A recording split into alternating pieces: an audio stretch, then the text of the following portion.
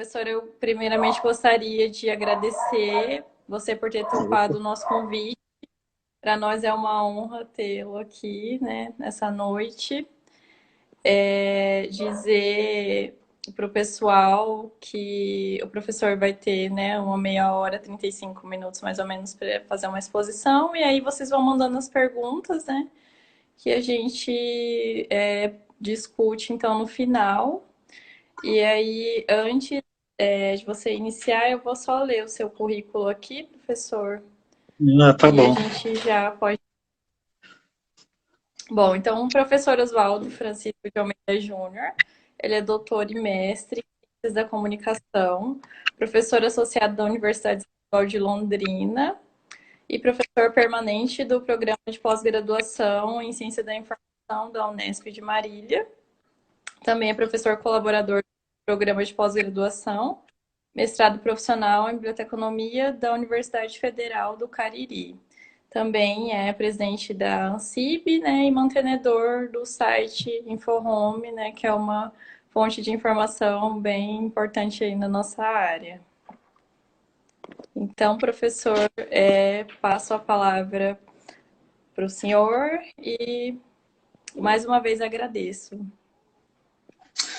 Oh, eu queria começar agradecendo, né, o convite que vocês me formularam e dizer que é sempre bom, né, poder estar com várias pessoas conversando, especialmente em momentos que a gente pode disseminar um pouco, veicular um pouco o pensamento, as reflexões, o modo como a gente entende a área ou segmentos da área, que é o que a gente vai falar hoje, né? Quer dizer, o segmento que vocês me pediram é a mediação da informação, né? Eu trabalho com ela há muito tempo, né? Há muito tempo que eu trabalho com esse tema. Eu propus uma disciplina, colocando meu relógio aqui do lado para não me perder, embora tenha aqui também, mas... eu propus uma disciplina chamada Mediação da Informação na graduação, no curso de graduação da UEL, em 1997, né? Eu fiz essa proposta, ela foi aprovada. Então, o primeiro curso que eu dei de graduação, Mediação da Informação, foi lá, embora com outra concepção, outra característica, era mais para o pessoal que trabalhava com informação e gerência. Eu voltei inicialmente para eles, porque ainda era uma ideia, né? A gente não tinha ainda uma concepção muito clara do que seria essa mediação, mas eu a entendia a partir de lacunas teóricas que existiam no serviço de referência e informação, né? Então foi por isso que eu propus a disciplina. Em 2002, se não me engano, aí já tinha uma disciplina na pós-graduação Lato Sensu, né? E aí, em 2004 ou 2005, eu não lembro ao certo, aí já tinha uma disciplina na pós-graduação Stricto Sensu, né?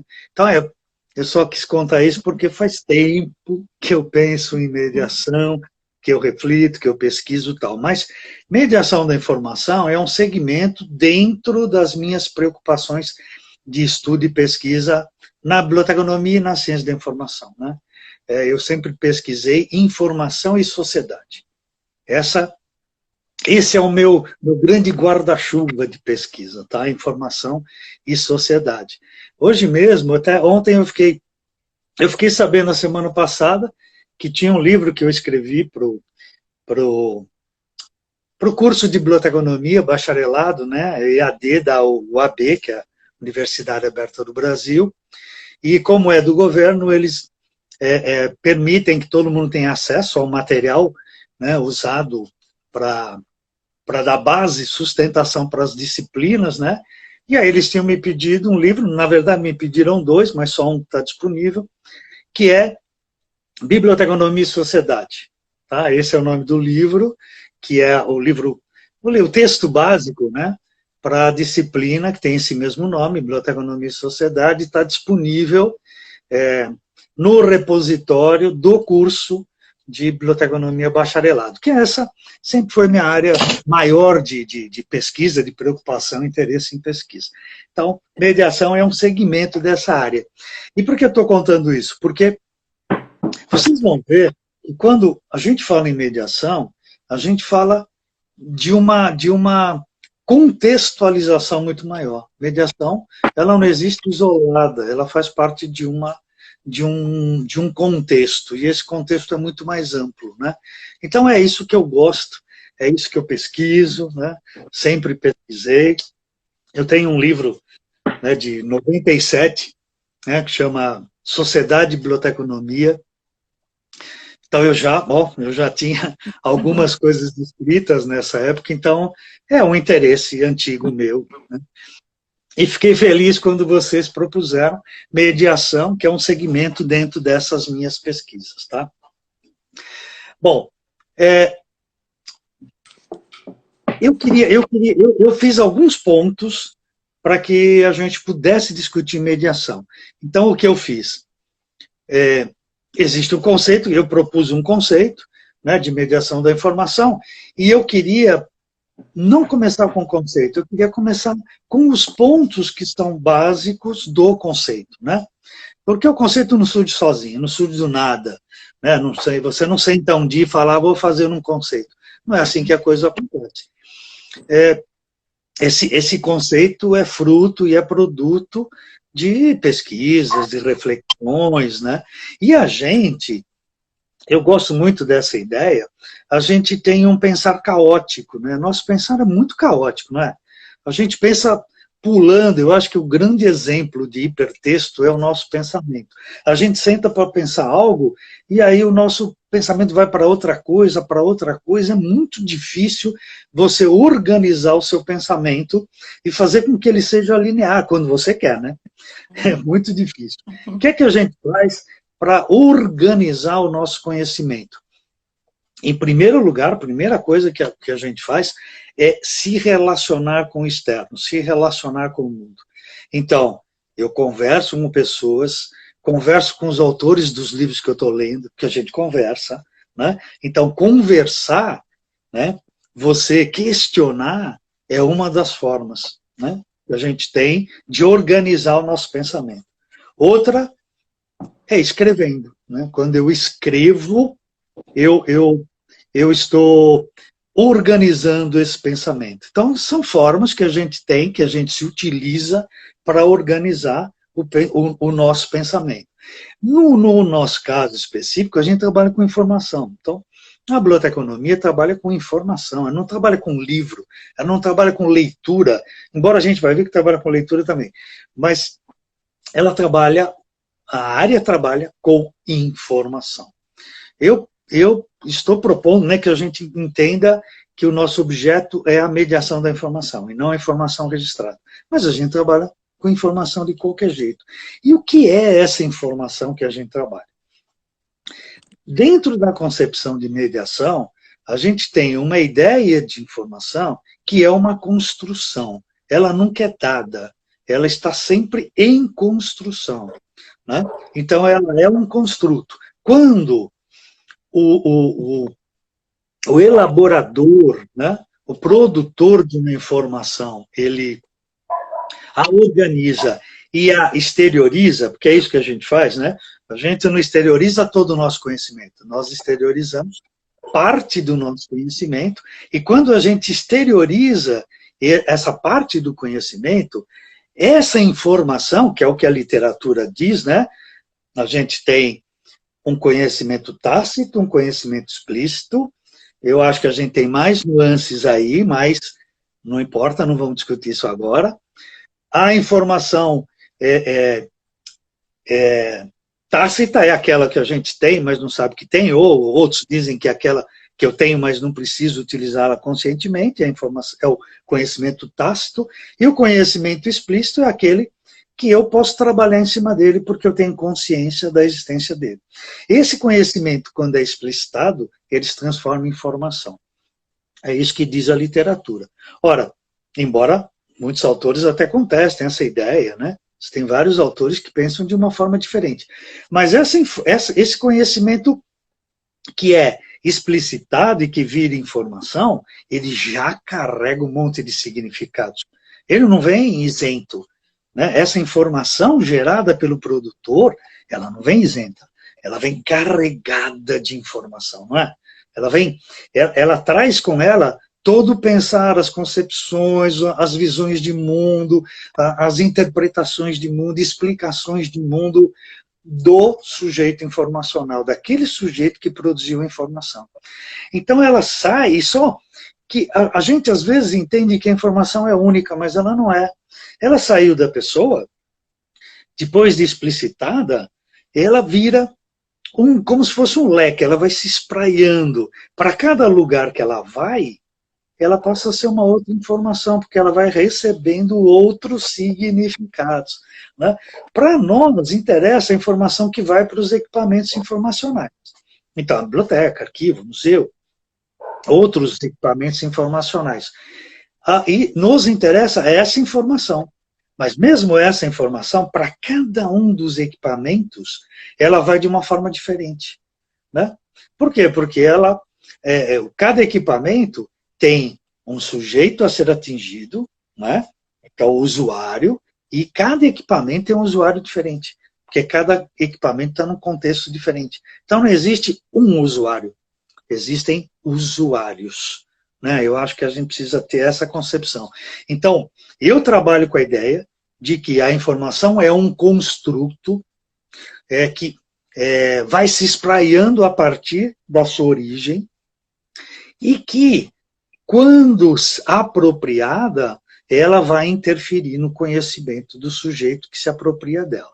Então, eu trabalho um pouco com essa ideia. Então, não há, para a gente, na área de informação, da informação, uma informação fechada. Não existe isso.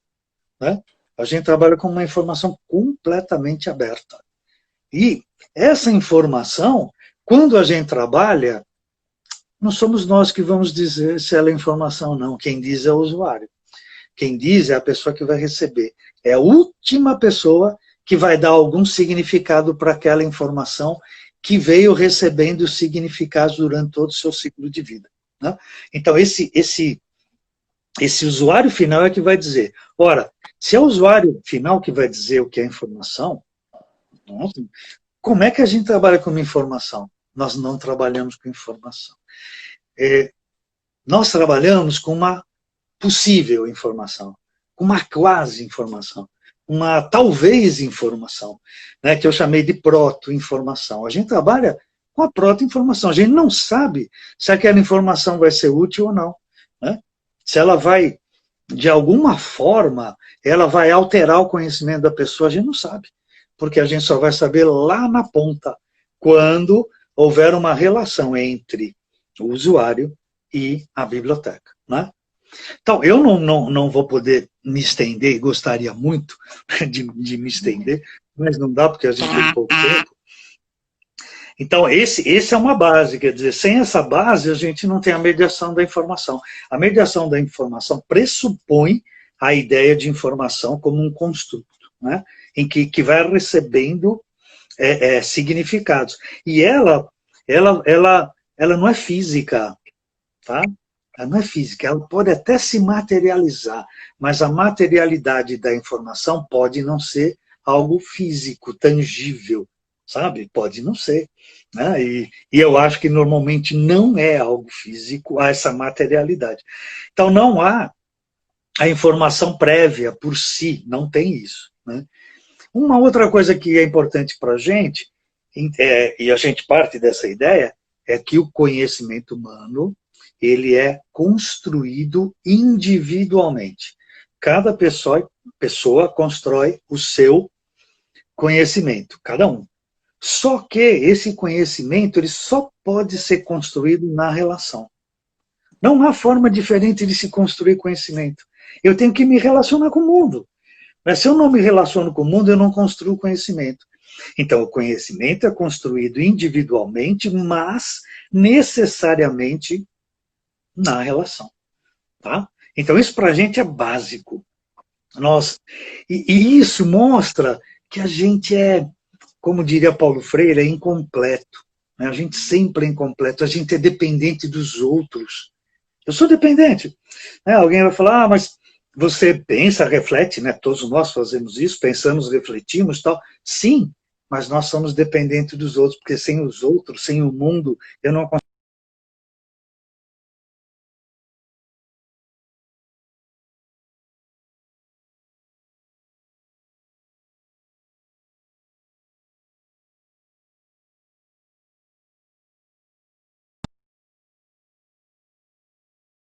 Começar agora uma é, que eu acho que para a gente é bastante mediação. Eu acho.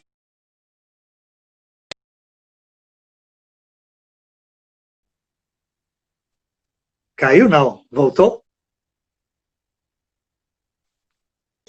Eu recebi uma ligação aqui, aí trava tudo a live. Perdão. Não, tudo bem. Não, sem problema. Eu só fiquei com medo de estar falando para ninguém aqui que tivesse caído a live aqui. Mas tudo bem. Né?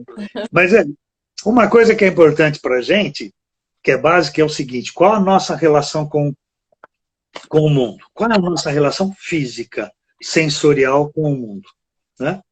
É nenhuma. É muito pouca. A gente basicamente não conhece nada do mundo. Né? Ah, eu viajo muito, mas você viaja. E o que você viajou e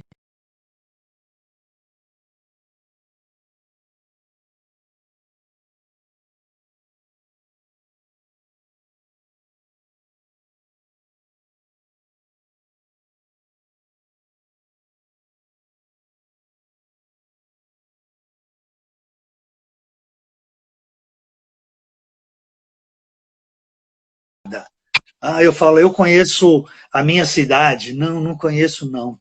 É mentira que eu conheço minha cidade. Né? Eu conheço caminhos, eu conheço as ruas por onde eu passo quando eu vou para o trabalho, quando eu vou para a universidade, quando eu vou para os bares e botecos, que eu vou sempre quase nos mesmos, né? Para os restaurantes, eu conheço aquele caminho. Eu vou todo dia para o meu trabalho, de manhã e volto à tarde pelo mesmo caminho. Ah, eu conheço essa rua. Não, eu conheço essa rua de manhã e à tarde. Eu não conheço em outros horários, eu não passo por lá. Eu não sei como é à noite aquela rua, se tem muita luz, se não tem. Eu não conheço as pessoas que estão lá. Então, o nosso conhecimento de mundo é nada. Eu conheço muitas cidades, muitas, né? Quer dizer, eu não conheço muitas cidades, mas essas cidades que ele viu foi em alguns lugares, foi no hotel, foi nas atrações turísticas, né? E que, na verdade, nem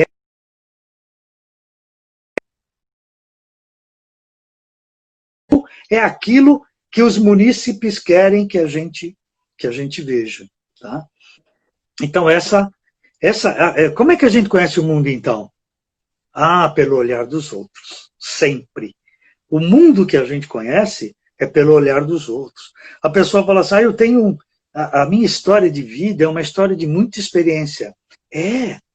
Eu acredito que em relação a outros, a pessoa tenha muita experiência na vida. Aliás, os velhos têm muita experiência na vida, mas essa experiência nenhuma perto das possíveis experiências, né, perto das experiências que todos vivenciam. Então, o que eu conheço de experiência é o que os outros me passaram, o que os outros me contam. O mundo é contado, então ele é contado, é visto pelo olhar do outro. E ele é mediado, então. Todo mundo é mediado. Só que esse olhar do outro, e aqui está o nosso primeiro elemento da mediação, o olhar do outro não é um olhar neutro, ele é parcial. Né? Ele tem ideias, ele tem ideologias, ele está...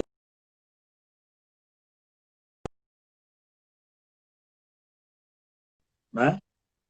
Então, esse olhar não é um olhar de moralidade nisso. Olha, e ele não vai se colocar nessa história, ele se coloca nessa história. Né? Ele reafirma os pontos de vista dele. Se ele vai te contar uma história, se ele é sei lá, um racista, isso vai vai se refletir, sabe? Vai ser transparente nele. Se ele é homofóbico, a mesma coisa. Então isso se reflete. O mundo é contado para a gente, ele é mediado a partir das pessoas, tá? Do mundo de veículos, mas os veículos são pessoas que os constroem, e esse mundo mediado, ele é uma interferência. Tá? Então, as pessoas que contam, elas interferem, elas não são neutras, elas não conseguem ser neutras, nem podem ser neutras, né? Porque está presente, por mais que a pessoa diga, aí às vezes vem umas besteiras aí de escola sem partido e tal, que é impossível, né?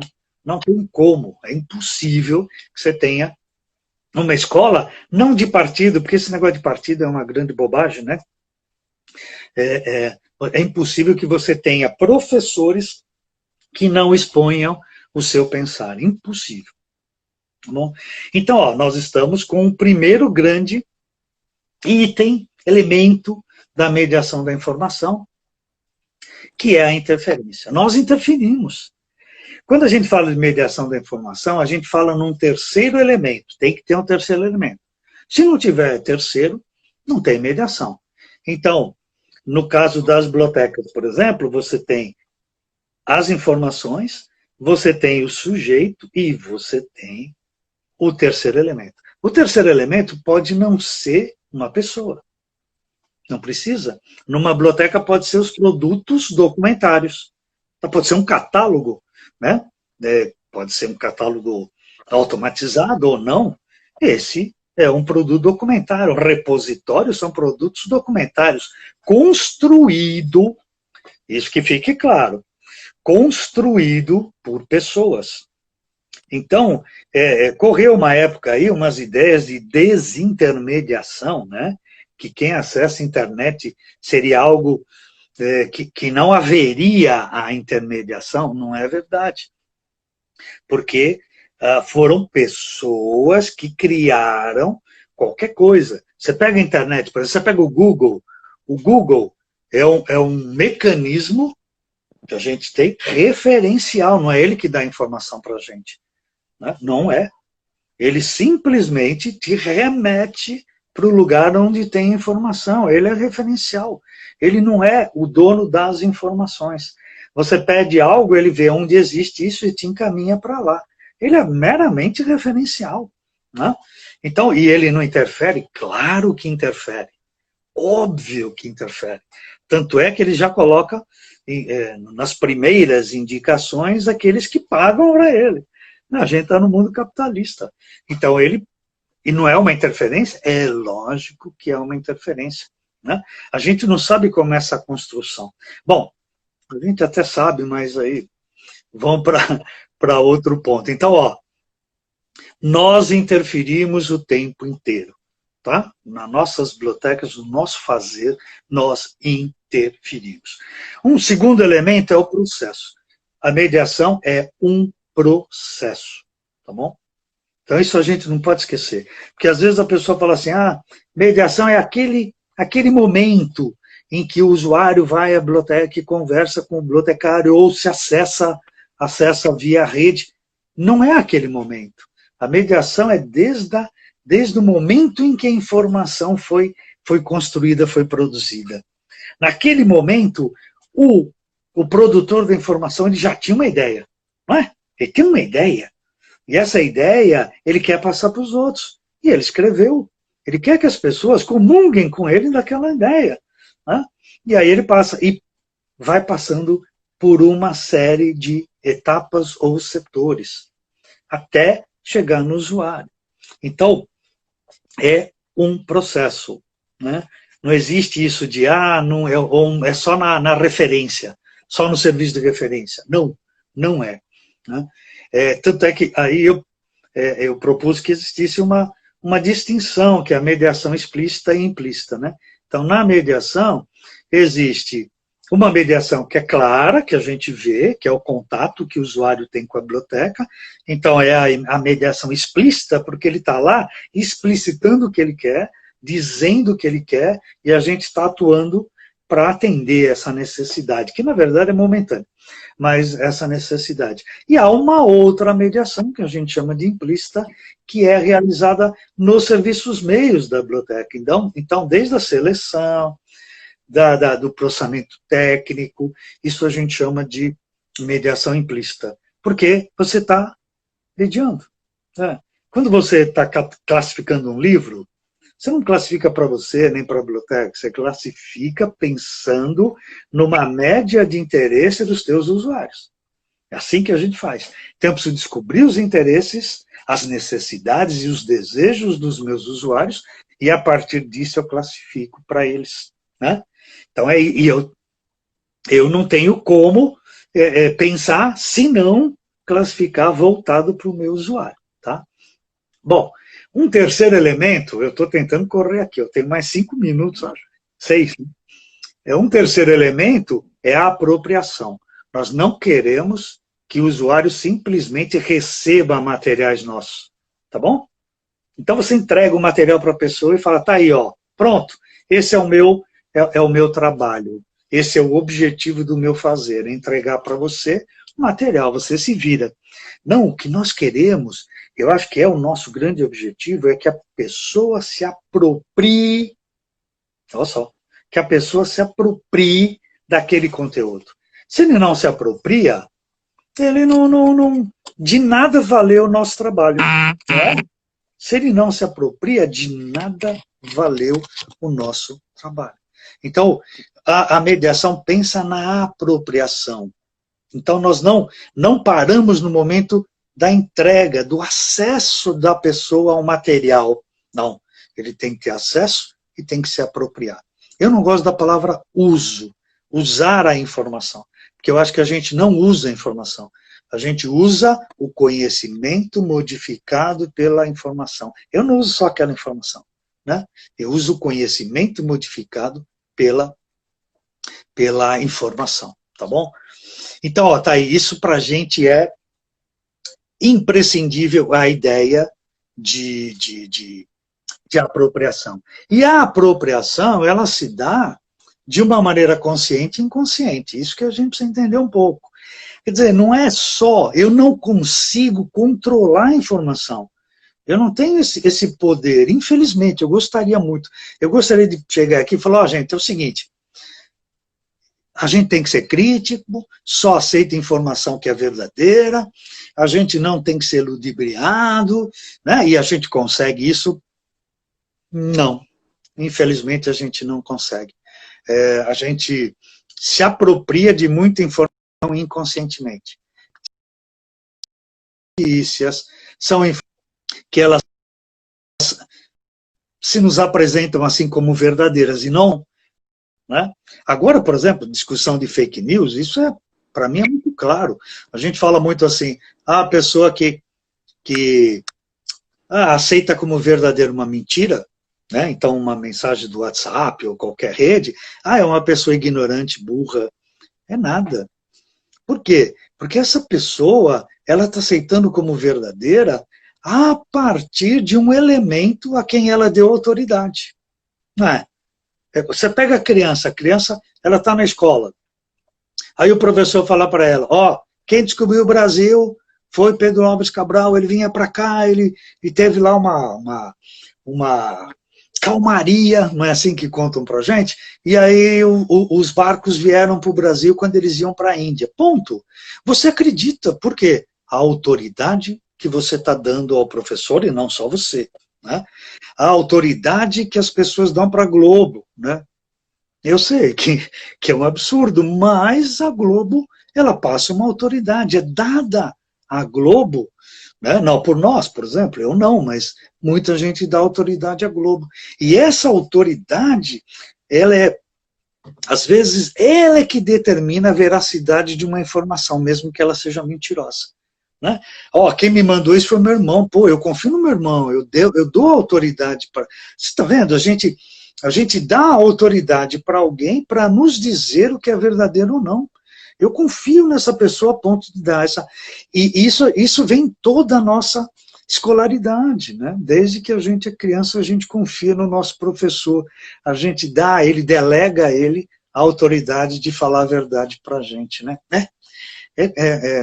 É bastante complicado isso, mas... E a gente aceita muita coisa...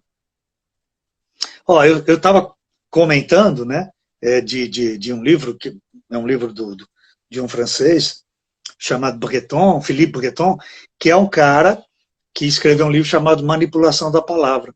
E ele diz como é que as pessoas...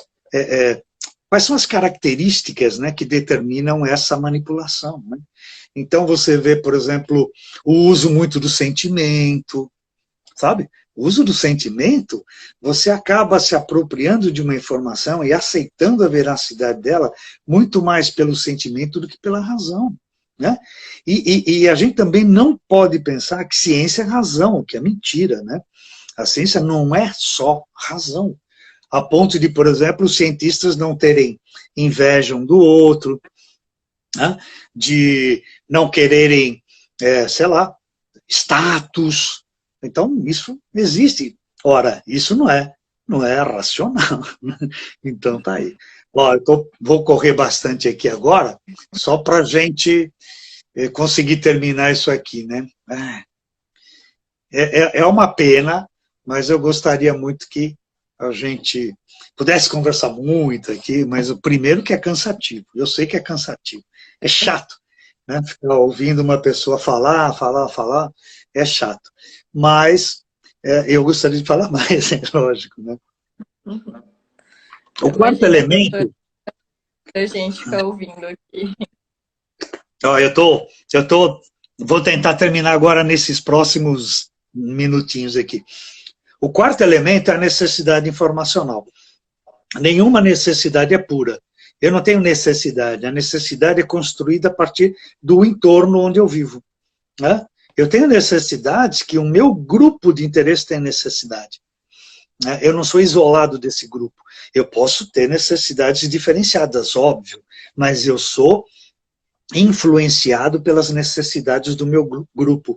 Então, quando eu exponho minhas necessidades, meus desejos, meus interesses, eles são sempre influenciados pelo espaço que eu vivo, né? Pela comunidade que eu vivo. Se fala hoje em globalização, a gente precisa atentar para a globalização, mas precisa atentar também porque a gente chama de localismo, né? Que são os interesses locais, a vida local, né? Essa vida local, esse interesse local, ele é diferenciado também do global. O global vai interferir, lógico, mas há interesses locais. Um quinto elemento, e é o último, né? Teriam outros, mas eu não vou discutir, são os conflitos, né? Então, nós entendemos que a informação, ela não vai solucionar nada, tá bom? O cara fala, eu estou com dúvida, eu vou buscar uma informação que solucione minhas dúvidas, né? Essa é uma concepção matemática da informação, né? Que é aquela que a informação dirime dúvidas, né? E não é bem verdade, né? A gente entende, quem trabalha com mediação, que a informação, ela cria dúvidas. Ela é quem cria a dúvida, ela não soluciona, ela aumenta as minhas dúvidas. Quando eu me aproprio de uma informação, eu abro um leque de questões que eu não tinha antes. Então a informação é angustiante, né? Às vezes a pessoa fala assim, a angústia da informação é só porque eu quero mais informação. Mas é também porque a informação, ela nos desestabiliza. Ela tira um pouco o chão nosso. Sabe, quando você lê uma coisa, a gente lê por mais que a gente imagine, não, isso daqui eu sei, agora está garantido. Aí você lê algo que te faz pensar, né? Graças a Deus, né? Que a gente vai mudando de ideias, de concepções, a gente vai mudando. Graças a Deus, né? Eu acho que é dessa forma que as coisas funcionam. Então a informação, ela vai gerando conflitos. E quando ela gera conflitos, ela obriga a pessoa a se reposicionar. Se ela quebrou um pouco a base de conhecimento das pessoas, ela tem que se reposicionar, né? E aí a gente está pensando na pessoa dentro de uma concepção mais geral. Bom, então é isso, ó. O conceito, é triste ficar falando do conceito, assim, só lendo, mas o conceito é que mediação da informação é toda ação de interferência, que eu comentei, realizada em um processo por um profissional da informação e na ambiência de equipamentos informacionais, direta ou indireta, consciente ou inconsciente, singular ou plural, individual ou coletiva, visando a apropriação da informação que satisfaça parcialmente e de maneira momentânea uma necessidade informacional, gerando conflitos e novas necessidades informacionais. Então, que fique claro assim, né? Toda necessidade de informação nunca é satisfeita por completo. Ela é satisfeita momentaneamente, por quê? Porque ela gerou conflito. E aí você tem outra necessidade. A necessidade não para, não é algo que acabou. Né? Hoje a gente fala muito isso de consumo, né? Eu queria comprar uma calça, compro. Perdeu a graça. Né? Porque a gente vive no mundo do consumo. Então perdeu a graça, eu já estou pensando em uma outra coisa a comprar. Né? Então, aquilo que é, aquilo que era, aquilo que é já era, né? Já não é mais, aquilo que eu toco já não é mais, né? Então tá aí, e uma coisa também interessante é a ideia de ambiência.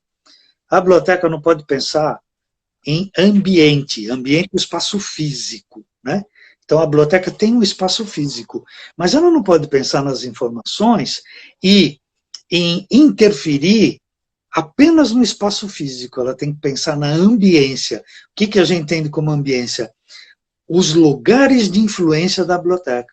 Então, uma biblioteca escolar tem que pensar em influenciar o aluno, não quando ele vai na biblioteca, mas quando ele vai pesquisar a partir da casa dele. Vamos influenciar a pesquisa dele, influenciar no bom sentido, não é manipular, tá?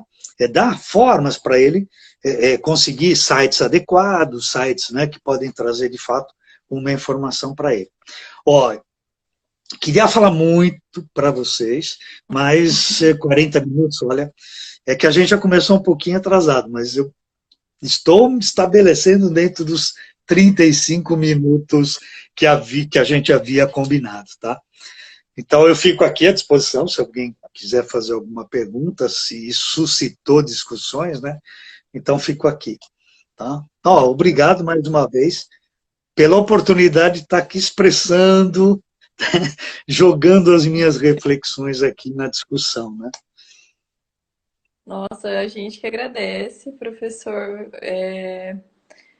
Gerou várias questões aqui. Eu não sei se a gente vai conseguir responder tudo antes de dar o tempo, mas aí a gente pode derrubar a live, né?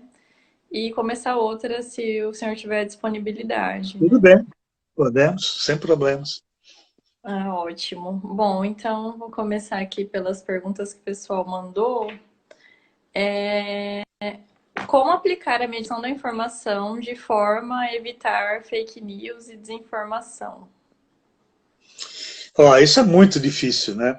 Porque as fake news, elas, na verdade, elas não existem dentro de sites especificamente, né? Porque em sites a gente pode até interferir muito. Mas elas ocorrem nos espaços pequenos. Quando você fala em WhatsApp, por exemplo, você está falando são 200 pessoas, né? Nem sei. Tem limite de grupos dentro do WhatsApp.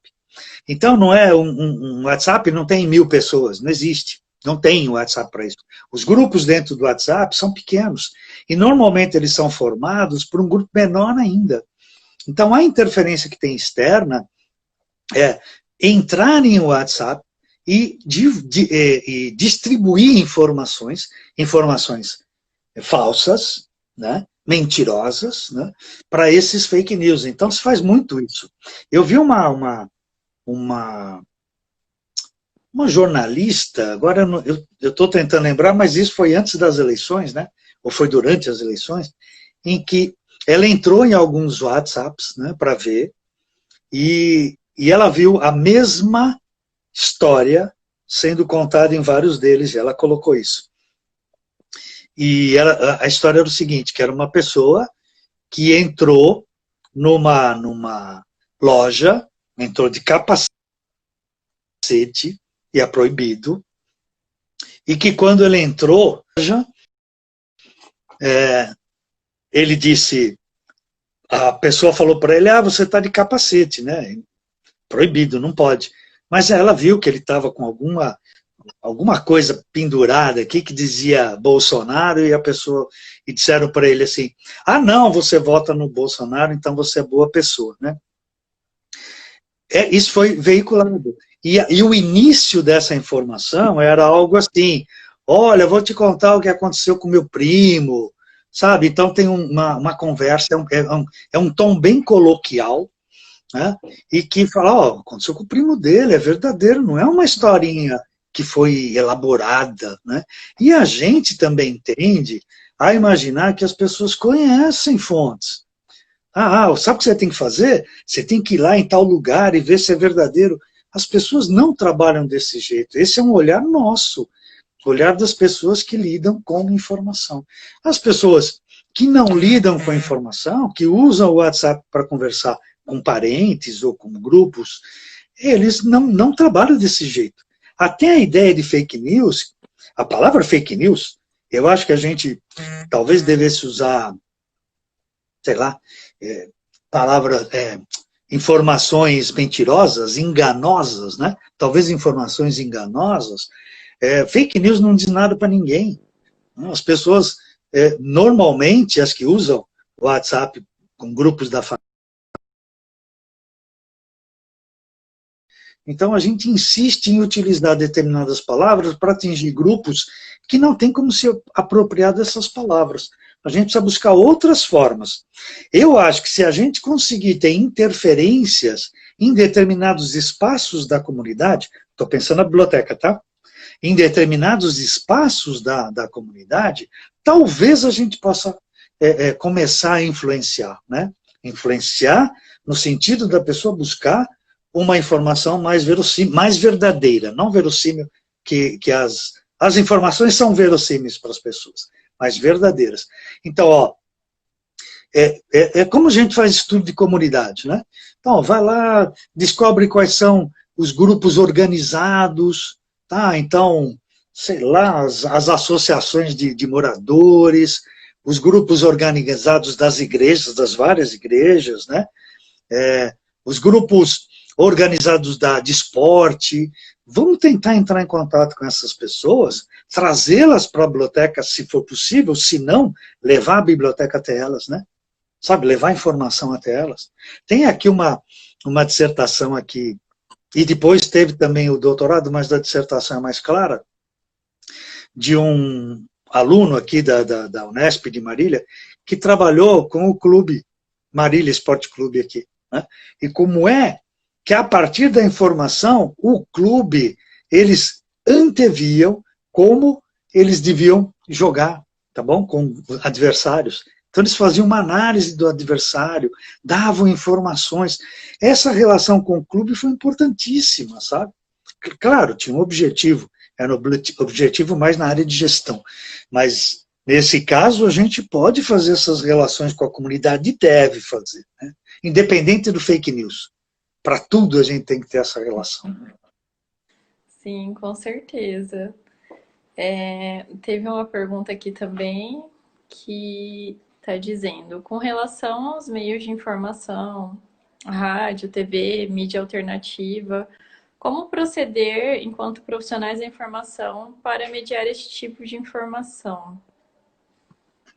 Aí tá, ó. Eu defendo já há um tempo que a biblioteca é um espaço de resistência. Então, o que é isso? É um espaço que veicula além das informações que são veiculadas na mídia comercial. Então, aquilo que não é veiculado tem que ser veiculado. Tá? Você não vai ver, por exemplo, na mídia comercial, nessa mídia tradicional, que existe na periferia. Né? Vai ouvir isso. Por quê? Porque isso não interessa para essa mídia. Então, nós somos o espaço de resistência de informação, vamos trazer essas coisas para a biblioteca, a gente cede o espaço para que as coisas aconteçam na biblioteca. Isso é uma forma de levar informação. Durante a década de 70 até 80, a gente tinha muitos centros de documentação e informação popular. E esses centros traduziam muitas coisas para o grupo que ele atendia. Então, por exemplo, como passar para as pessoas as leis sobre fundo de garantia, tá bom? Como passar isso? Então, esses centros de documentação, eles traduziam em quadrinhos, por exemplo, quais eram os pontos básicos das leis do fundo de garantia. Ora, é uma forma diferente, porque se você usar a linguagem do direito, você exclui de entendimento a maior parte da população, até a gente, que teve um estudo, a gente não entende muitas vezes o que reza lá a lei, né? A gente tem dificuldade para entender aquele palavreado que normalmente não leva a muita coisa, mas a gente tem dificuldade de entender aquele palavreado, né? Então, é difícil. A mídia, e você percebe no Brasil que a mídia é redundante. Então, você vê o que foi dito num jornal, você basicamente vê o que foi dito em todos os outros. Você vê o que foi dito numa rede de televisão, basicamente você vê o que foi dito nas outras. A não ser em momentos como este, em que algumas redes estão precisando de dinheiro, então elas apoiam, são contrárias à posição das outras, mas porque estão buscando dinheiro, estão lutando por dinheiro, elas não querem saber, sabe, de postura ideológica, nada disso, eles querem dinheiro, né?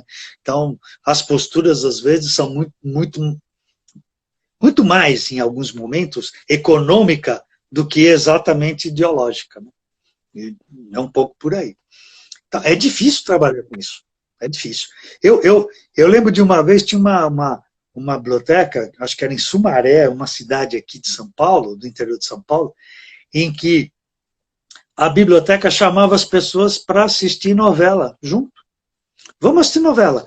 Então, era uma novela, a biblioteca chamava, as pessoas iam lá, assistiam juntos a novela. Então, lógico, você precisa fazer alguma coisa para atrair, você está tirando a pessoa da casa dela, né? Então precisa ter alguma coisa, talvez um café, sei lá, o que você faz. Acabou a novela, você corta. Não vai assistir a outra em seguida, que é o que normalmente a mídia faz. Acabou uma novela, tem outra em seguida. Depois tem outra. E aí você nem pensa. Não, para. Acabou aquela novela, você discute o que aconteceu naquele capítulo. Discute algumas concepções. Olha, você está fazendo uma coisa diferente. Você está quebrando aquela concepção da mídia tradicional. Você está quebrando. Né? Mesma coisa jornal. Por que as bibliotecas, por exemplo, nunca se interessaram com as produções dos sindicatos? As bibliotecas não pensam nos sindicatos da sua região, que muitas vezes até nem é porque é pobre, às vezes tem dinheiro, mas não tem a ideia de ter que criar um acervo de informações, tá? Que embasam discussões dela. Não tem muito isso. Quando criaram o Diese, né, que é o Diese, que dá apoio, é sustentado pelos sindicatos, eu acho que o Diese ele mostrou um pouco, ó, cara, você enquanto trabalhador, você precisa de informação, porque quando chega na mesa de negociação, o patrão, então o sindicato patronal, ele vem cheio de informação na mão, e você chega lá só com o seu gogó, não dá. Então, o Diese começou a fornecer, a dar sustentação informacional para as discussões entre patrão e empregado, para o empregado, né? Tá? Eu não sei, é difícil responder isso, não é uma coisa simples, não. Sim, nossa, fantástico. Bom, eu acho que dá tempo da gente responder mais uma antes de derrubar a live. Ainda tem bastante Tá bom. aqui, mas eu acho que acredito que dá tempo de responder mais uma. Teve alguém que perguntou assim, então, se o bibliotecário, ele deve ser um influenciador. Mesmo que ele não queira, ele é. Né? Mesmo sem querer, ele é. Né? Porque quando você monta o teu acervo, como é que você monta o teu acervo? Eu vou escolher os melhores livros? Você vai escolher. Você determina o que é melhor. Né? Ó, às vezes a pessoa fala, o bibliotecário ele simplesmente passa informação que já está aí. Não, na medida em que ele constrói o acervo dele, ele está dando um discurso único para aquela biblioteca. Né? E eu tenho muita coisa publicada e pouco dinheiro. Isso é normal, né? Isso é biblioteca. Muita coisa, eu não tenho dinheiro. O que eu vou fazer? Eu vou selecionar. Selecionar é um ato político. Sempre. Toda seleção é um ato político. Então eu vou escolher o que é melhor. Ah, não, eu sigo uma política de desenvolvimento de coleções. Tudo bem. Quem construiu a política? Aquela política foram os bibliotecários daquela biblioteca. Eles determinaram o que é bom e o que não é. Né? Então, quando você constrói, você já constrói a partir de um olhar. Né? Não tem como. Não tem como. Então, você está influenciando. Você está dizendo para as pessoas o que é melhor. Você está dizendo. Né? Quando eu digo assim, eu não sei se está caindo, me avisa aí. É quando você diz assim, quais são os melhores livros de todos os tempos? Eu acho que são esses. Né? Mas aí vem outra pessoa e diz outros. Não há, dentro do próprio livro, algo que diga que aquele livro é melhor que o outro. Não existe isso. Né? Tem muito da tua relação com a literatura, por exemplo. E eu vou passar isso. Tem gente que fala assim, Paulo Coelho é muito ruim, eu não vou pôr na minha biblioteca, não. É um direito que você tem. Só que você não vai atender uma demanda que está sendo apresentada para você. E você tem que atender a demanda, embora tenha que criar demandas novas também. Você precisa das duas coisas. Então eu vou ter Paulo Coelho. Paulo Coelho é uma decisão do bibliotecário. O bibliotecário decide a todo momento. Eu vou comprar Paulo Coelho ou não? Qual que é o certo? Não tem certo. Você que decide. Eu vou colocar... Eu sempre uso, eu gosto muito dessa ideia. Eu vou colocar aqueles quadrinhos eróticos, quase pornográficos na biblioteca? Você vai decidir, não tem certo ou errado. E a criançada? O que eu faço? Crio um setor de 18 impróprio para 18 anos na biblioteca? Você vai decidir. A decisão, o bibliotecário decide o tempo inteiro. Né? Que livro que ele vai pegar, que não vai. Aonde ele vai colocar? Sabe? Um livro que é Psicologia da Administração. Vai em Psicologia ou vai em Administração? Qual que é o interesse? Você está decidindo. É o tempo inteiro. A gente não para de decidir. É até cansativo de tanta decisão que a gente tem. Não é verdade? Aí o cara fala, não, bibliotecário é um profissional... faz tudo sempre igual. Não. É decisão em cima de decisão. Pode ser trabalhos, às vezes, lógico, né? Muito mais rotineiros, mas é decisão a cada momento.